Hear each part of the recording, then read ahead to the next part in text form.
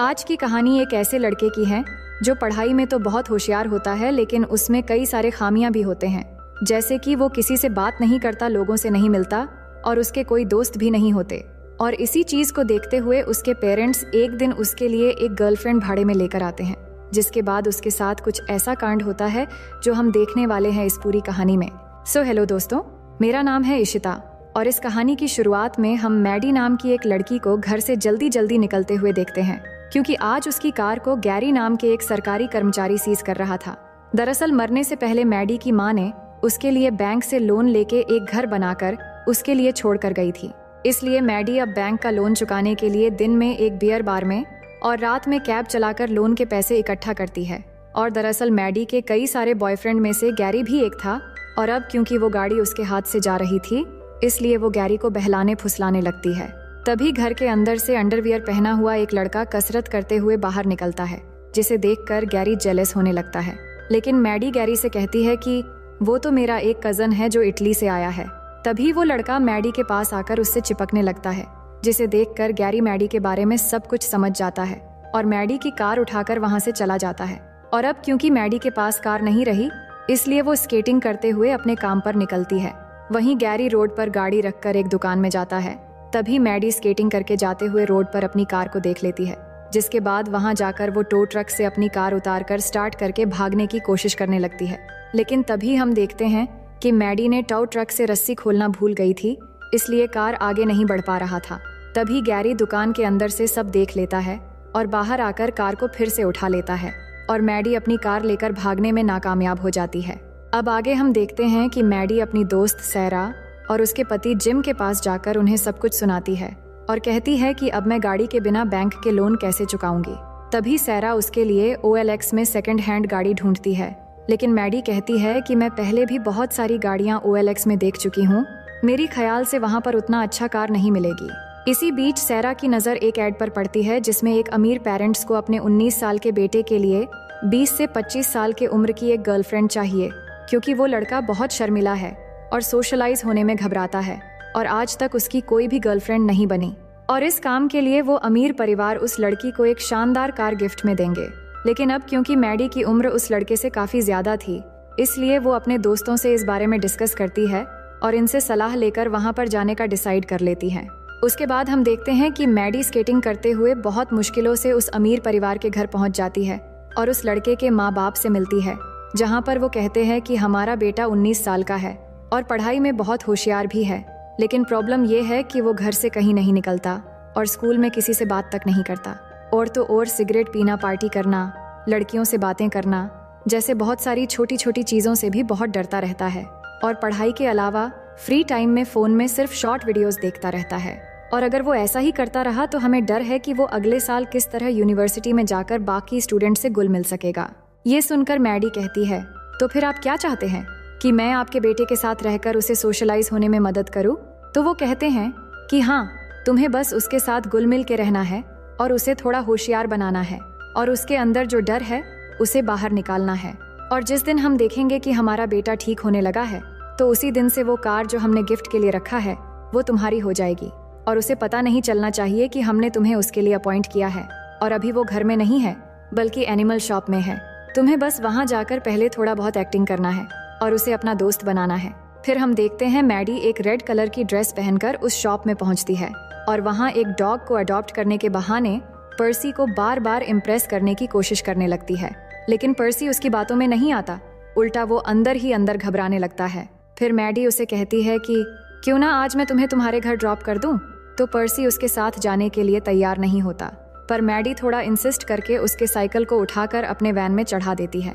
इसके बाद पर्सी के पास कोई रास्ता नहीं बचता और वो चलने के लिए तैयार हो जाता है।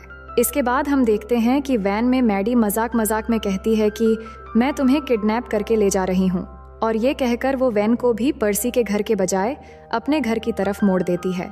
इसलिए पर्सी घबरा जाता है और गाड़ी बंद होते ही वो मैडी के मुंह पर पेपर स्प्रे मार देता है।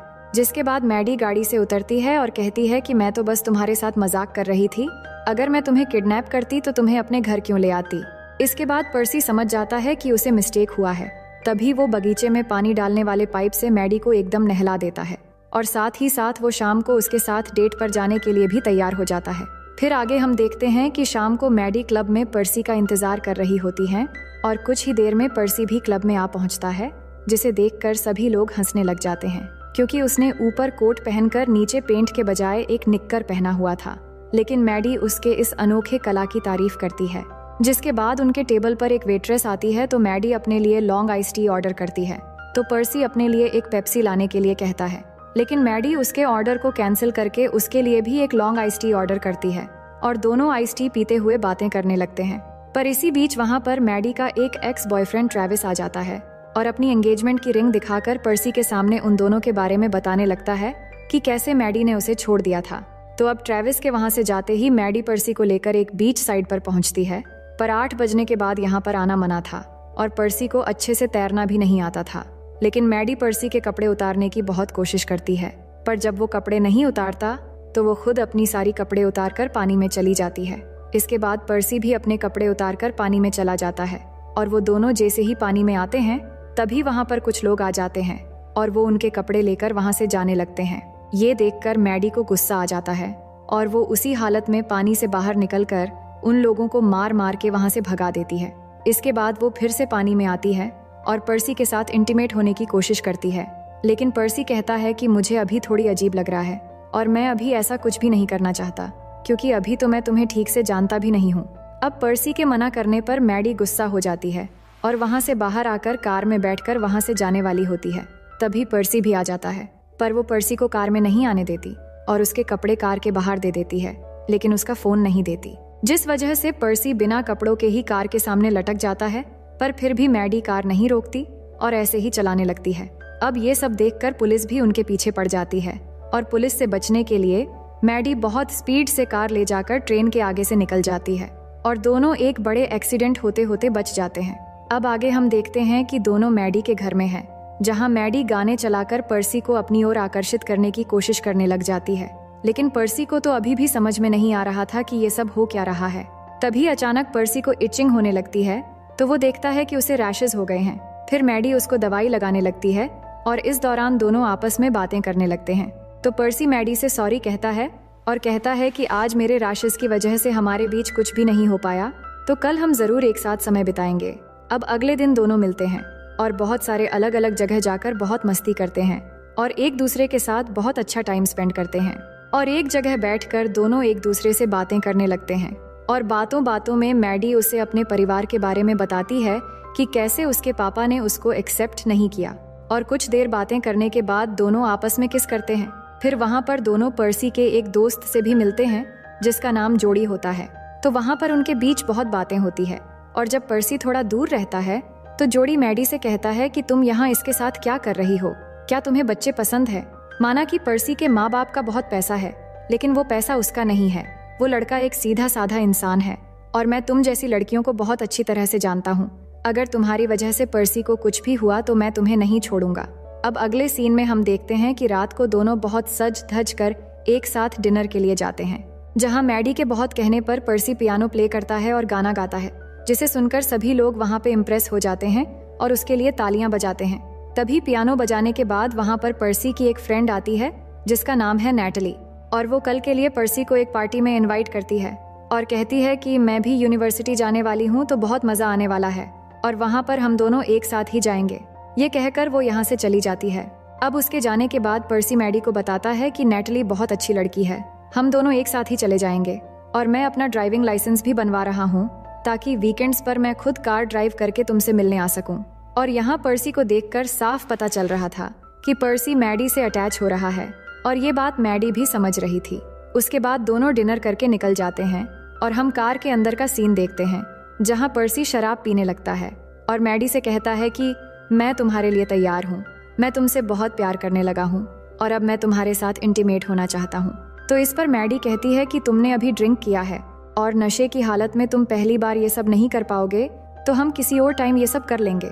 पर असल में मैडी को भी बुरा लग रहा था कि वो तो पर्सी के साथ एक एग्रीमेंट की वजह से है और पर्सी ये सब जानता भी नहीं, फिर भी वो उसके प्यार में सीरियस हो रहा है।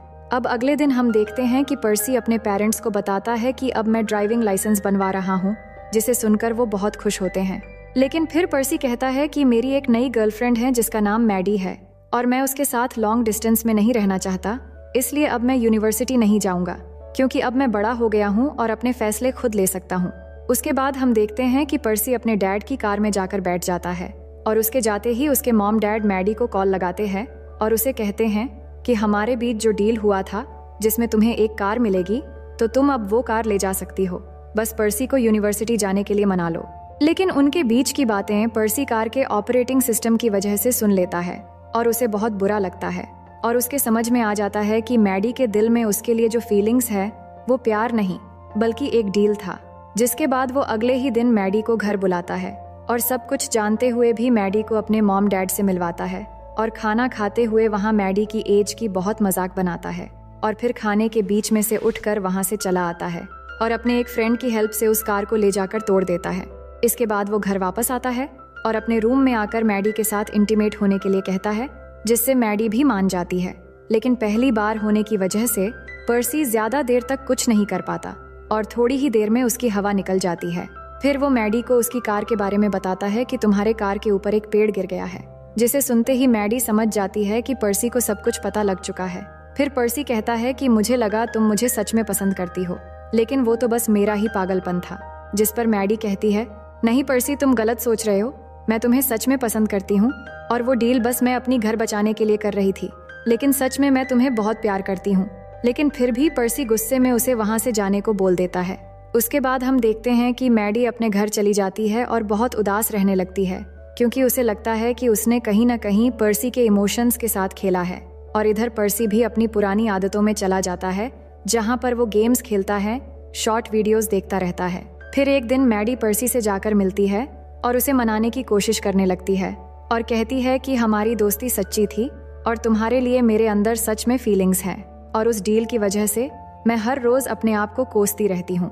ये कहते हुए वो उसकी पीछे पीछे जाने लगती है, लेकिन पर्सी फिर भी नहीं मान रहा था और वो अपनी कार में जाकर बैठ जाता है। पर मैडी उसका पीछा नहीं छोड़ती और उसके कार के आगे जाकर लटक जाती है और उसे बार बार मनाने की कोशिश करती है। तो पर्सी बोलता है कि मेरा तुमसे कोई लेना देना नहीं है, मैं तुमसे कोई बात नहीं करना चाहता। ये कहकर वो कार चलाने लगता है। तभी मैडी चिल्लाने लगती है और कहती है कि कार रोको, मुझे तुमसे बात करनी है। पर पर्सी कार नहीं रोकता और जाते जाते एक बीच के अंदर से होते हुए कार समुद्र में चला जाता है, जिससे मैडी पानी में गिर जाती है। इसके बाद पर्सी कार से उतरकर मैडी को पानी से निकालकर किनारे लेकर आता है और वहां आकर मैडी पर्सी को सॉरी बोलता है और इस बार पर्सी मान जाता है और मैडी को रोते हुए गले लगा लेता है। इसका मतलब उसने मैडी को माफ कर दिया है। अब अगले सीन में हम देखते हैं कि पर्सी यूनिवर्सिटी जाने के लिए अपने लगेज लेकर तैयार हो जाता है और अपने पेरेंट्स को बाय कहकर घर से निकल जाता है और बाहर आकर देखता है कि मैडी उसके सामने खड़ी है, जो पर्सी को कह रही होती हैं कि क्या किसी को कैब चाहिए। और इसी हंसी मजाक को दिखाते हुए ये रोमांटिक कहानी यहीं पर खत्म हो जाती है। तो दोस्तों, कहानी पसंद आई तो वीडियो को लाइक कर देना और ऐसे ही मजेदार कहानी देखने के लिए चैनल को सब्सक्राइब कर लेना।